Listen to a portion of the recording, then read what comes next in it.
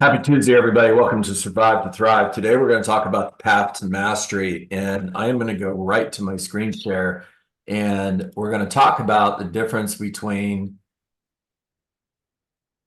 unconscious incompetence and conscious incompetence.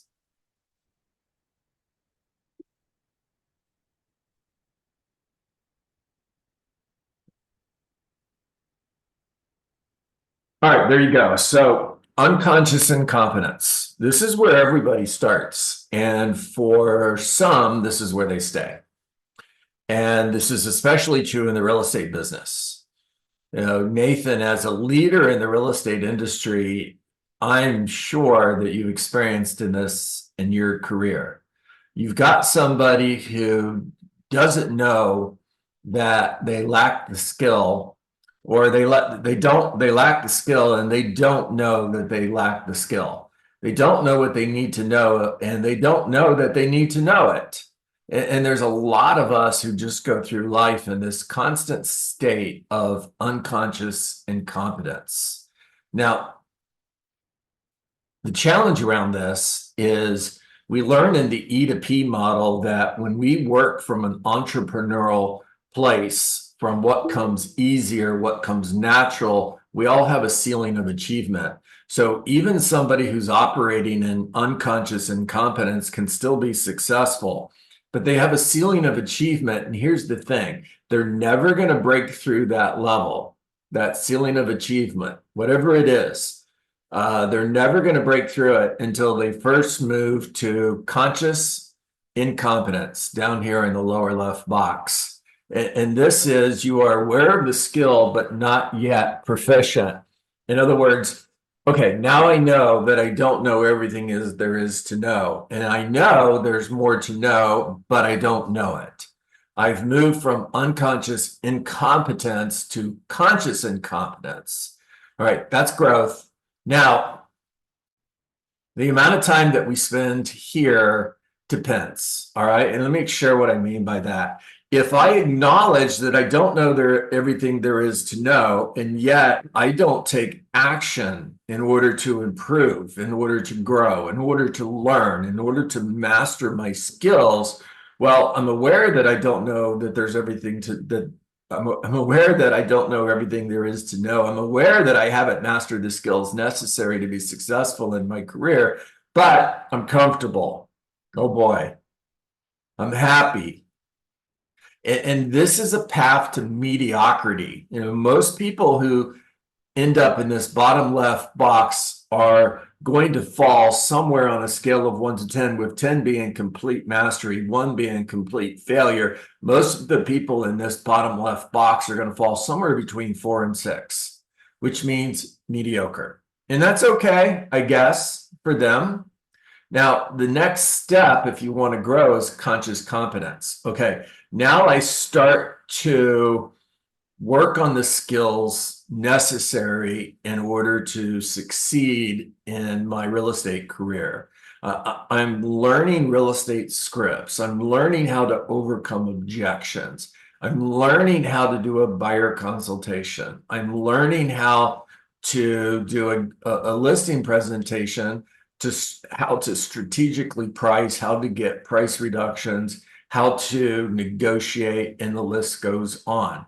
But it's hard. It doesn't come natural. Now, the highest level of skill is this box right up here in the top, unconscious competence. Now, unconscious competence is when you get to a place where you've internalized it, all right? You don't have to stop and think. You know the response when you hear an objection. You're inside your head and you know, okay, this is what they're saying. I know by the first 2 or 3 words, this is going to be a price objection. Here I go. I've got 3 responses. Which one do I want to use? And what this does is it gives me the ability to focus on what they're saying rather than being inside my head trying to think, okay, what am I going to do now? And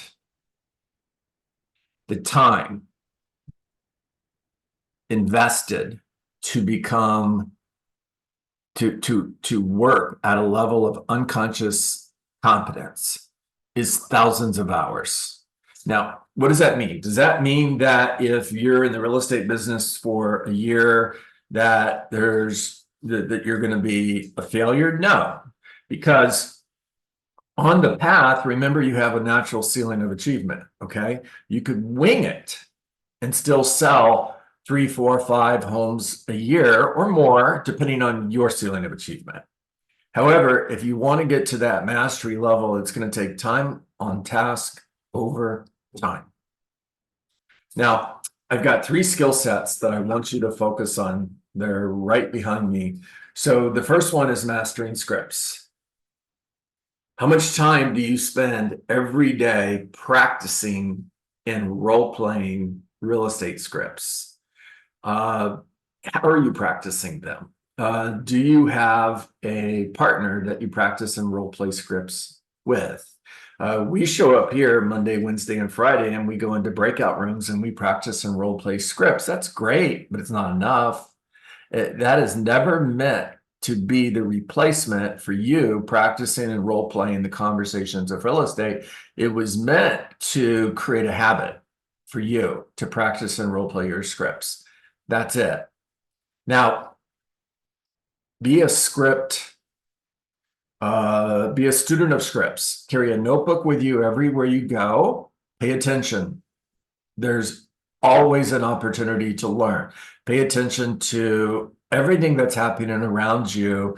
There's an opportunity to learn new conversations, new scripts, new way of dealing with objections. Or you're at a conference or you're in a class and you hear a new script and you're like, okay, I'm going to write that down, right? And this never stops. Your entire real estate career, you're constantly learning new scripts, practicing new scripts, and internalizing it. It's the internalization that moves you to unconscious competence. All right, the second skill set is PDR, responses to objections. So in that same notebook, make a list of every objection you've ever heard. When you hear a new objection, write it down. Now, when you've written down an objection, you're going to write down 3 responses for every objection. And then you're going to practice, drill, rehearse those responses so that next time you hear that objection, you've got it. You're at a level of unconscious competence. You're just going to respond to that objection. Joanne says to me, John, your commission is too high. I'm plugged right into, other than my commission, is there any reason why you wouldn't hire me today? I know as soon as I hear an objection, this is a recipe, just like baking a cake. The next ingredient is isolate the objection. So other than my commission, is there any reason why you wouldn't hire me today? Or if I was willing to reduce my fee to blank, would you hire me today? And Joanne says, yes. Now I'm going to go right to, Joanne, when somebody asks me if I'm willing to lower my fee, I'm also hearing them ask how good of a negotiator I am. And you see, the great news for you is I'm a really good negotiator. If I were willing to give away my money that I use to support my family that quickly, how quickly would I give up your money when we have an offer on your home? All right, there's one response. Here's another response. So here's how this works, Joanne. If I reduce my fee, like that limited service discount agent who's offering to list your home for 4%, just an example. Okay, 4%. That listing agent has a couple options. Now they can pay the buyer's agent 2% and keep 2%, or maybe pay the buyer's agent 1% and keep 3%, or give the buyer's agent 3% and keep 1%. Here's the challenge with all 3.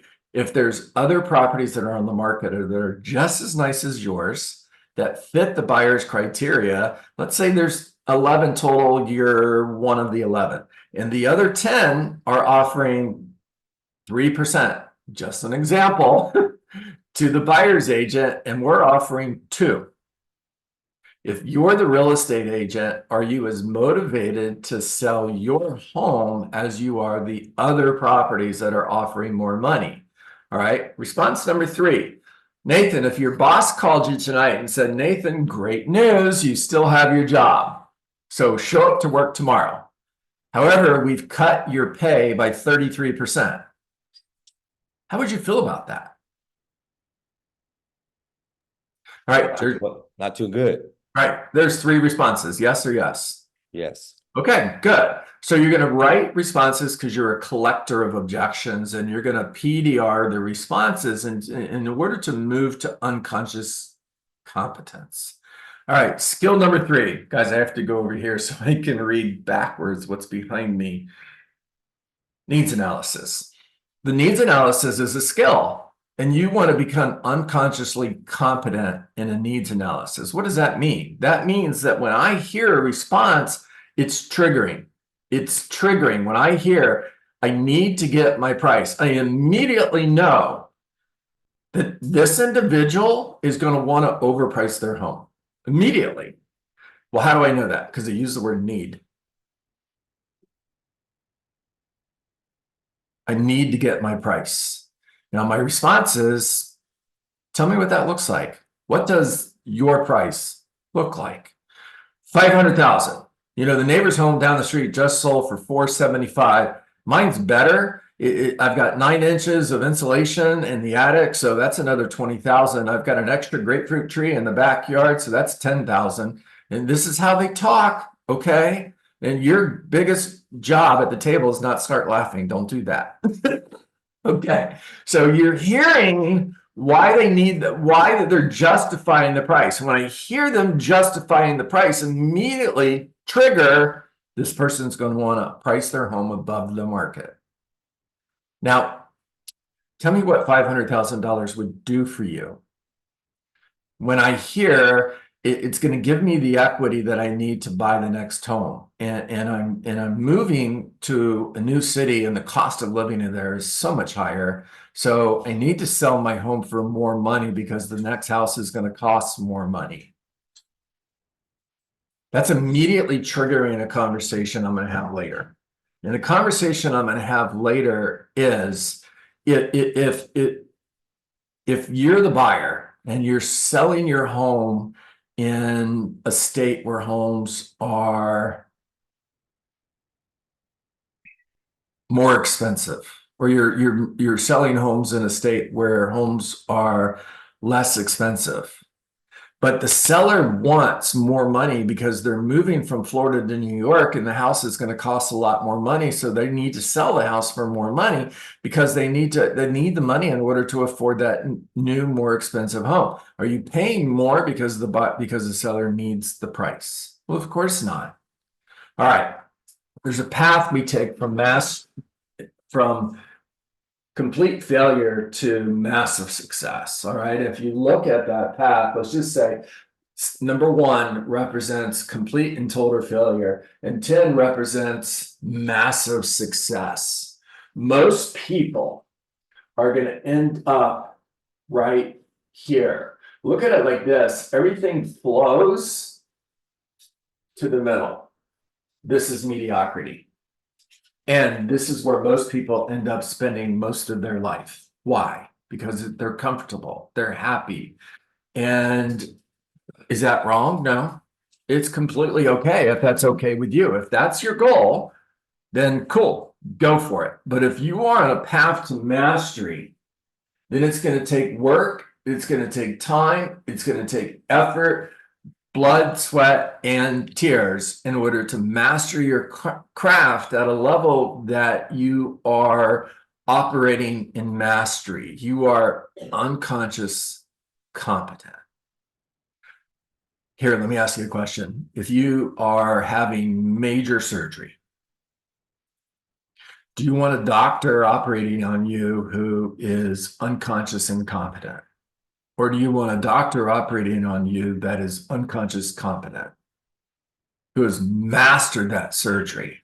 When things go bad, and they always do, that surgeon is cool, calm, and collected, because they already know what they're going to do. There's nothing that's going to happen that they're not prepared for, that they haven't seen before. So they're just next move, next move, next move, next move. They've mastered this at a high level. Same thing if you're flying from if I'm flying from Tampa Airport to LAX, because I'm going to go visit Larry and Nathan.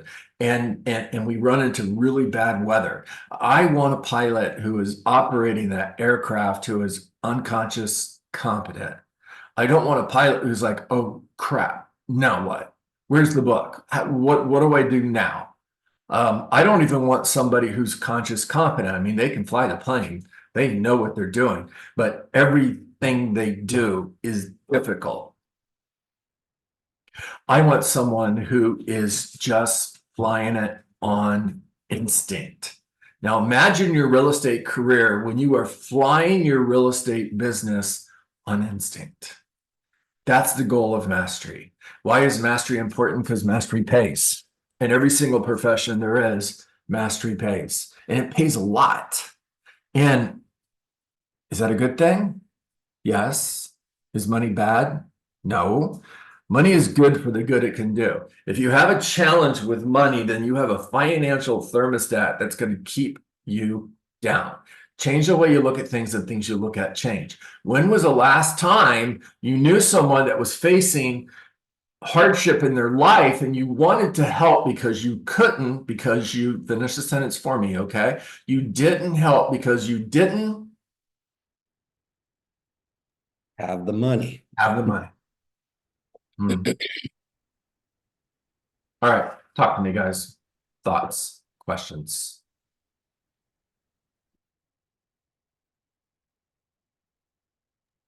Question, John. Yeah.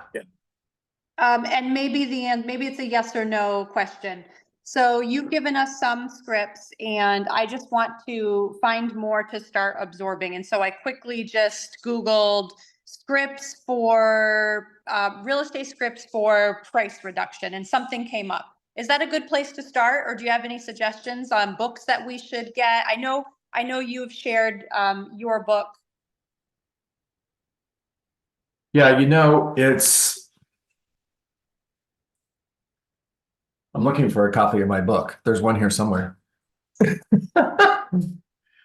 Oh, there it is. So here's my problem with Googling scripts. Joanne, I'm going to ask you a question.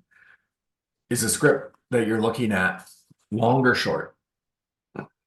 They're short little paragraphs. This is just one thing, for example. Okay, so how many lines are in the paragraph? Some of them have like 5 lines, some of them are just 2. Okay. All right. 5 lines is a lot.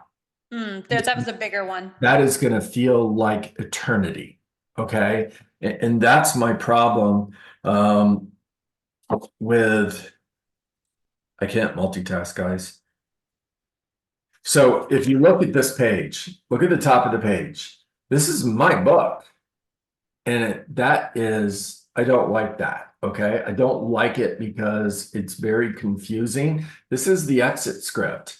This is not the way you learn the exit script, but this is the way publishers write. And the publisher for Rainmaker even told me that they wouldn't accept the way I wrote the scripts because I wrote them in bullet points, because that's how I teach them, because that's how you learn them, and that's how you speak. So before I leave, is it okay if I ask you a couple of questions? Bullet point.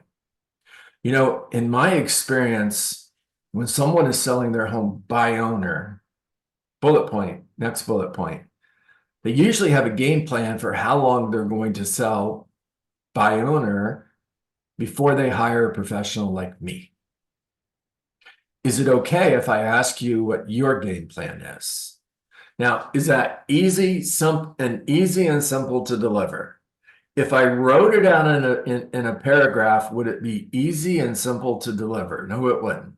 So my biggest challenge with Googling real estate scripts and getting your scripts from there is you're going to get what everybody else is getting. You're also going to get scripts that are very focused on qualify. For example, if you're calling an expired listing, when do you plan on hiring the right agent to get your home sold? And you've never heard me use that script, right? Because the purpose of the conversation is to get an appointment, not to get a listing appointment. I'm great with getting a list appointment, but the first step is to get an appointment. So, Joanne, my best advice to you would be keep a notebook, write down scripts whenever you hear them. This is how I learned them. I will continue to send you updates as I write them in my Rainmaker playbook. And I think it was Claudia who messaged me. Yeah. Claudia, make sure I have your email address and I'll send you an updated copy of my Rainmaker playbook. I want you to keep scripts simple. That was a lot of talking. I apologize. And all I had to say was simple works. Blah works just as well as blah, blah, blah. John, Yes. I had issues with my camera, and so therefore I couldn't get on it. But listening to you, the foundation of consistency, or like a practicing and doing, it's been hard for me to be consistent. Now I'm realizing, a lot of things because of my personality. I don't know if I have ADHD or something like that, but anyways, what it is I just check a movie, and I hope you guys can watch it. It is about an astronaut, the first astronaut from Mexico, and how many times he was rejected to get into NASA, and he was the first one who got into the moon. And one of the things that strikes me on the movie is when the wife asked him directly, what does the other ones that are accepted, what you don't have that they do have? And then, well, they are, doing deep diving, they do this, they do that. Okay, so study, get to it. And then what else? Finding the way that if you need to be prepared, do it. If you really want to do it, you have to enrich or get as much information as possible and dedicate time to it, because you have the capability, but it's really, really the decision to say, I really want it, but I need to get prepared. And that's how he got it. After 12 times he was rejected. So many years waiting for until, they nail it in a way that we need to prepare. So that means study, and practicing, but really taking serious a part of understanding what we're doing. Yeah, Claudia, I've seen that movie. It's a great movie. And you're right. Here's the thing, and I'll move on. If I wanted to be an astronaut, zero chance of that happening. Zero chance. Now, if I want to be a great real estate agent, and I'm speaking for me, by the way, guys, not for you. Anybody here want to be an astronaut? Go for it. Nathan, there you go. Now, if I want to be a great real estate agent, 100% guaranteed, here's the recipe, here's the blueprint, just follow it. And your success is guaranteed. As far as like the price reductions, it's best to get it when you're getting that listing initially, right? To set it up in the beginning. Thank you for that, Daryl. That was good. And 100% the answer to that is yes. This is where where it's hard. It's going to take effort. I've sat at the kitchen table for an hour over $5,000 because I knew it was going to make a difference. And you've got to fight to get that property at the right price, not for you, but for them. I'm in this like little challenge thing, and we wrote down like a lot of kind of like a lot of objection handlers to like start that price reduction. One was like days on market is the enemy to your home's value. You can start at that. Then you another one was buyers buy at the top of their price range. Yep. And you can see where you can go with that. Then you have the need versus the market, where it's like, okay, when you were buying your house, like say if you're gonna sell your house, when you go buy a house, what if the house that you're gonna buy, the seller says, well, I need to get my price, but the market says that it's this price. And one more was good. What was it? Those are all good. Those are all good. If I may. Yeah, Belly, talk to us.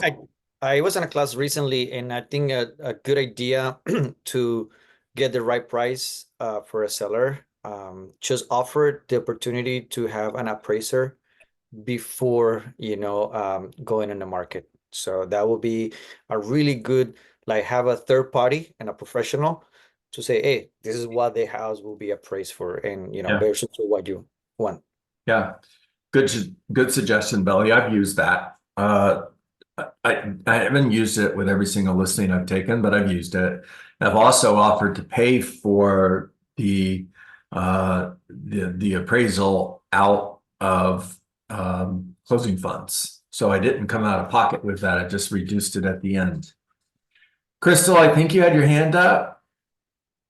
And I was just wondering what was when you did that, how did that help? Or Belly, can you go further, or were you talking to me, Crystal? no, John, when you used the Okay. appraisal. When we didn't agree, when we got to a point where they dug in their heels and they just were not going to price their home where they needed to price it in order to achieve their goals. So remember, the goal of the needs analysis is, well, one of the goals of the needs analysis is to determine if you're meeting with someone who has a goal or an expectation that you're not going to be able to meet or exceed. Okay. So if I've got a seller who's saying 480, that's it. I need the money. My home is worth it. I'm not budging. And the market is telling me somewhere between 440 and 450, then I'm going to go to, let's do this. Let's get an appraisal, hire me, and I'll pay for the appraisal out of closing. As long as you agree to price the property at appraised value. So, I mean, but did they price it at the appraisal price? Yeah, you're asking me to remember something happened 5 or 7 years ago. Yeah, that's okay.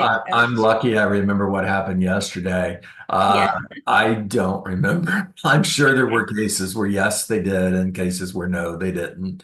And Okay. be ready for that seller who says, I don't want to get an appraisal because the appraisal is going to come back low. They know their home is worth less than what they're asking, right, Belly? They know it. And yet they're still going to dig in their heels and insist 480.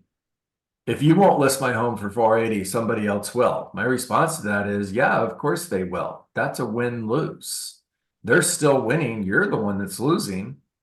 And then tell them, can I explain what that means? Belly, talk to me. I think on the initial conversation, when you are trying to set up the right price, setting the expectations is something that obviously that I always work with clients, and I let them know, look, you look into the goods price. I think the price is lower what you're expecting. We can do is we set up your price, and time happens, maybe a week, and nothing, we don't get no offers, or 2 weeks, we have to drop it to X amount of money for the reason of what the market is actually doing. So when you set that expectations at the beginning, from my perspective, they understand, like, I'm not coming to you in 2 weeks and say, hey, we need to drop the price. No, they already understand why. So sometimes we're stubborn. We're humans, we're stubborn, and we want the more money for, for our properties, and it's totally understandable. But our job is as agents, and this is, correct me if I'm wrong, John, is to explain to them the data and bring actual numbers what it makes sense to sell the house, and it's information that we have to provide to them. Yeah, it's 1,000% correct. And let the data be the bad guy. Let the data do the heavy lifting. One more thing. It's not, Belly, I'm correcting you. Sorry. It's not, I think it's a different price. It's the market is telling us it's a different price. Thank you, John. I keep doing that. And the same thing is like, I think, no, it's not about what I think, is what the market is telling us. Yeah. You're 100% right. Yeah. I mean, the x-ray says you have a broken leg. Now you can deny it, but I mean, it's right there. Look, the x-ray says your leg is broken. No, it's not. I'm good. I'm walking out of here. Okay. Good luck with that. John, I do agree, knowing the personality, it will be how much information you're gonna